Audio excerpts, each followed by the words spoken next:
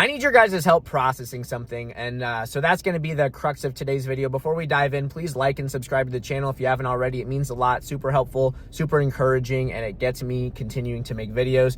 With that said, I'm starting a new business, Geminspectorllc. It's a pre-grading service, and it offers grading notes for just $5 a card, which, by the way, is something that no professional grading company is offering for less than several $100s. So I think that's a cool asset and a benefit overall to the community and those who might participate. So with that said, in order to grow this business, it's a little bit different than my eBay store. My eBay store, I just have to focus on having the best items with the best listings at a price that people are willing to pay.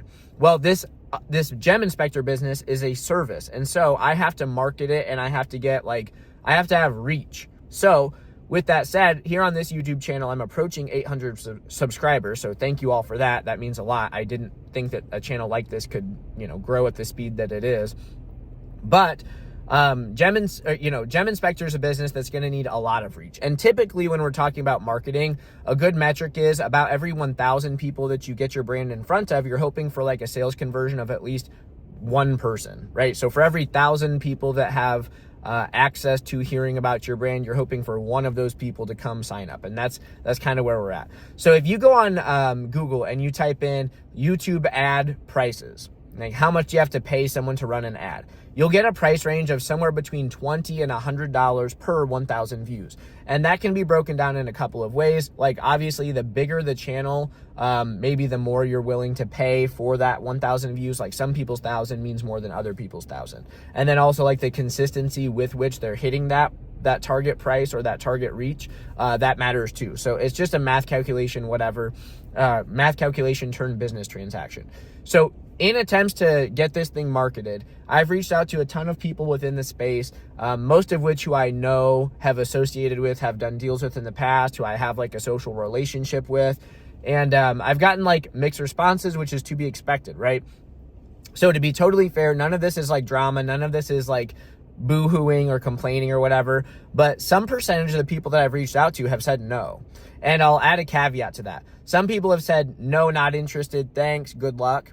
Other people have said, no, I'm not going to do that. But what I will do is anyone who asks me pre-grading questions, I'll mention them to you. Or you send me some business cards, and if anyone is inquiring about pre-grading or anything like that, or getting information on how their cards might grade at PSA or CGC, I'll give them a business card of yours in these XYZ avenues that I like, my interface with people in real life. And so that's super helpful and way more generous than I expect from anybody. I would never expect something from nothing, right? And that's kind of why I'm reaching out with like paid offers in the first place.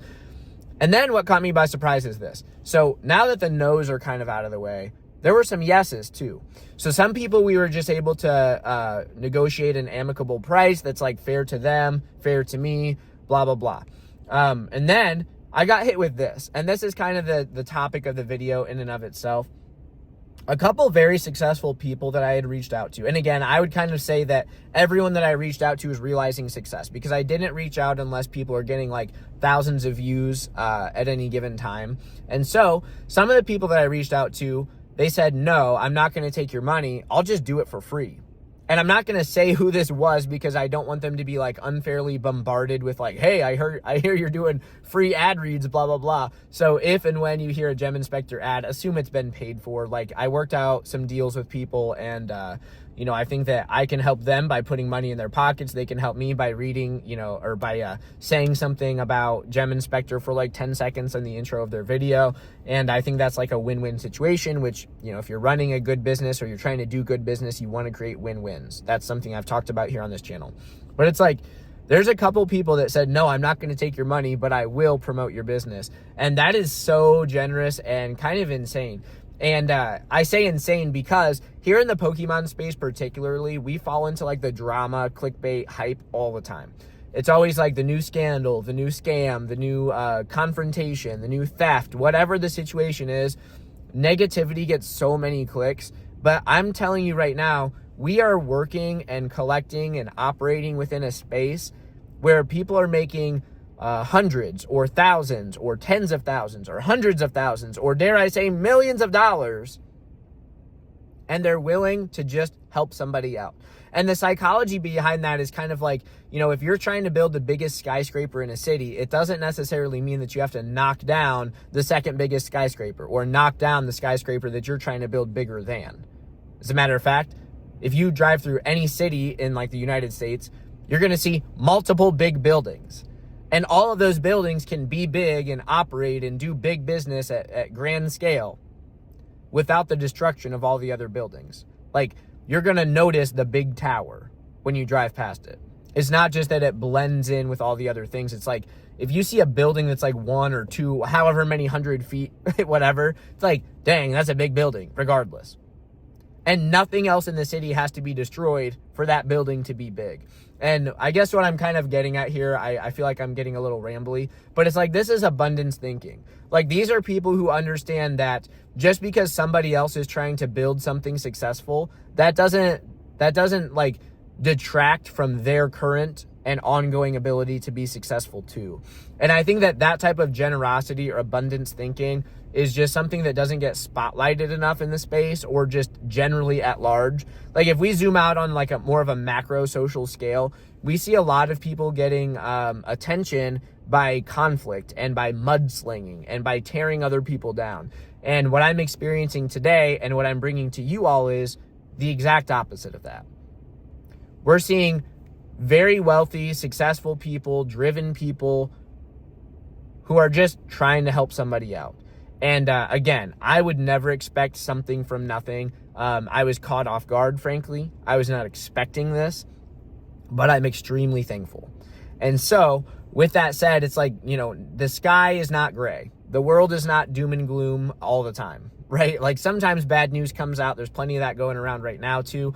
But again, within the Pokemon space, I think that we get enough negativity and we get enough like drama driven clicks and things of that variety. And so I just want to put some shine on something positive. I really appreciate like the community and network that I am able to belong in. And, you know, that type of thing just should not be taken for granted. And although people like conflict and drama, and that is an easy way to get clicks and views, and every once in a while, I'll even throw out like a little bit of a baited title here on this YouTube channel, for example, because they do sometimes get clicks.